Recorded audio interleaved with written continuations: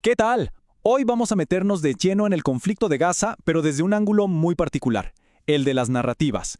Veremos cómo las palabras mismas se convierten en un campo de batalla, llevando a juicios y persecuciones, mientras que en el terreno, los hechos son el centro de una disputa muy intensa. Todo esto, claro, basándonos en los materiales que hemos analizado para esta entrega. Para arrancar, miren este caso. Se trata del periodista Martin Gazk. Él se enfrenta a un juicio en Berlín, y sus palabras, las que ven ahí, dejan claro que tiene una postura muy firme. La razón del juicio, denunciar lo que él describe, precisamente, como un genocidio en Gaza. Pero ojo, que esto no es un caso aislado. Si cruzamos el Atlántico, nos encontramos en Argentina con la legisladora Vanina Biasi, que está pasando por una situación muy parecida por sus denuncias. Ambos casos, tanto en Alemania como en Argentina, tienen un punto en común. Giran en torno al uso de una palabra con un peso histórico y legal tremendo: genocidio. Y claro, todo esto nos lleva a la pregunta central, la que va a guiar todo este análisis. ¿Qué está pasando realmente en la región para que se usen palabras tan fuertes y para que a su vez la respuesta legal sea tan contundente? Para tratar de entenderlo, vamos a hacer un recorrido. Primero, veremos qué pasó durante el supuesto alto el fuego. Luego, analizaremos los planes geopolíticos para la zona. Volveremos a la narrativa sobre el 7 de octubre y terminaremos viendo la reacción global que todo esto ha provocado. Bueno, para empezar a entender de dónde vienen estas denuncias tan graves, las fuentes nos llevan directamente a la realidad en el terreno. Concretamente, a ese periodo que se conoció como el Alto el Fuego. La pregunta es, ¿qué pasó en realidad durante esos días? Uno pensaría que Alto el Fuego significa, que se detiene el fuego, ¿no? Pues según los informes, en los primeros 20 días de este periodo se registraron 125 violaciones por parte del ejército israelí. Y no hablamos de cosas menores. Las fuentes detallan 55 bombardeos y 11 demoliciones de edificios civiles. Y claro, estas violaciones tuvieron un costo humano. Durante un tiempo que se suponía que era de paz, la cifra de palestinos muertos fue de 211. Además, las fuentes añaden que otras 597 personas resultaron heridas en ese mismo lapso. Entonces, lo que revelan estos informes es una contradicción que salta a la vista. Mientras el mundo hablaba de tregua, en el terreno ocurrían cosas como el cierre del paso de Rafah a la ayuda humanitaria o la consolidación del corredor Netzarim, que básicamente parte Gaza en dos.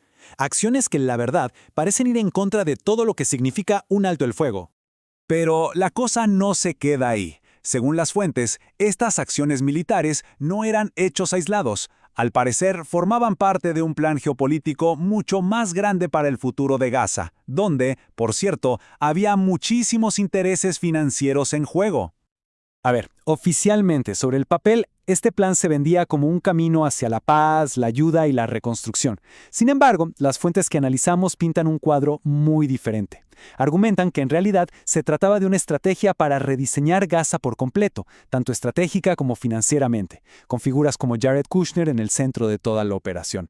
Y si hablamos de intereses financieros, esta cifra lo dice casi todo: $4.800 millones. Esa es la cantidad que recaudó el fondo de inversión de Kushner, Affinity Partners, un fondo destinado, en teoría, a la reconstrucción. Lo interesante es que, según los informes, gran parte de ese dinero, unos 2.000 millones, venía de Arabia Saudita y otras potencias de la región. Claro, y para que todo esto sea posible, el apoyo internacional es fundamental. De hecho, un informe de las Naciones Unidas resalta cómo la ayuda diplomática, económica y sobre todo militar ha sido clave para sostener las operaciones militares de Israel. Ahora, para entender el presente siempre hay que volver al origen, y en este caso, el origen de esta escalada es sin duda el 7 de octubre de 2023. Las fuentes que hemos revisado nos presentan una narrativa que, digamos, desafía la versión que más hemos escuchado. Y aquí, las fuentes introducen un concepto clave, uno bastante polémico: la Directiva Aníbal. Es un protocolo militar secreto diseñado para evitar la captura de soldados israelíes a cualquier costo. Y cuando decimos a cualquier costo, es literal. Lo que afirman estas fuentes es que esta directiva se aplicó de forma masiva el 7 de octubre. Y la existencia de esta directiva, según el material de origen, nos obliga a plantear una pregunta realmente dura y chocante. Se basa en informes de la prensa israelí y en testimonios que sugieren que helicópteros y tanques israelíes habrían disparado contra vehículos y casas donde se sabía que había rehenes. Y a la par del conflicto armado, las fuentes hablan de otra guerra, La de la información. Denuncian lo que describen como una campaña de desinformación para justificar la respuesta militar.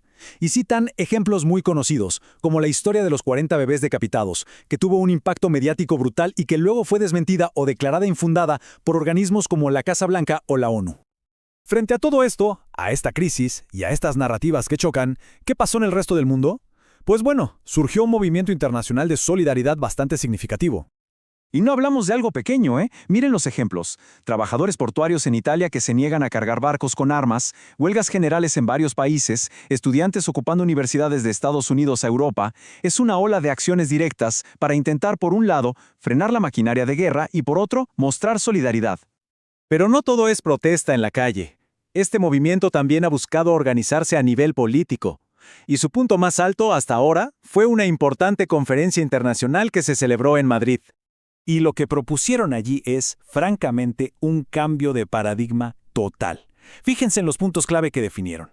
Primero, redefinir el conflicto como colonialismo de asentamiento. Segundo, rechazar de plano la solución de los dos estados. Y finalmente, proponer la creación de un único estado democrático y laico, con derecho al retorno para todos los refugiados.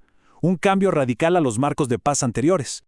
Así que, al final de este recorrido por las fuentes, nos quedamos con una reflexión. En un conflicto donde la información misma es un campo de batalla, donde las palabras se disputan tanto como el territorio, la búsqueda de la verdad se vuelve tan, pero tan crucial como la búsqueda de la paz.